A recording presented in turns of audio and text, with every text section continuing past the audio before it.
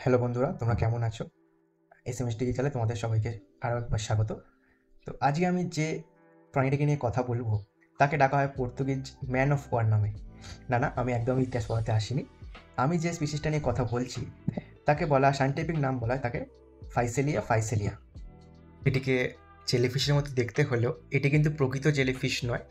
এটি প্রকৃতপক্ষে অনেকগুলি ছোট ছোট জুয়েডের সমন্বয়ে গঠিত একটি উপনিবেশ, যার উপরিভাগে থাকে বায়ুপূর্ণ থলি, যেটি এদেরকে সমুদ্রপৃষ্ঠে ভাসিয়ে রাখতে সাহায্য করে, এবং নিচে থাকে টেন্টাকেল, যেখানে থাকে বিষাক্ত কিছু কোষ যা ছোট মাছ এবং অন্যান্য শিকার ধরতে এদেরকে সাহায্য করে।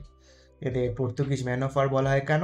কারণ প্রাচীনকালে বা 17 শতকে বা 18 শতকের দিকে পর্তুগিজ জাহাজগুলি যখন চলাফেরা করতো তখন যেমন দেখতে লাগতো, জীবটিকে দেখতেও ঠিক সেরকম লাগে। সেই জন্য এর নাম হয়ে যাচ্ছে পর্তুগিজ ম্যান অফ ওয়ার।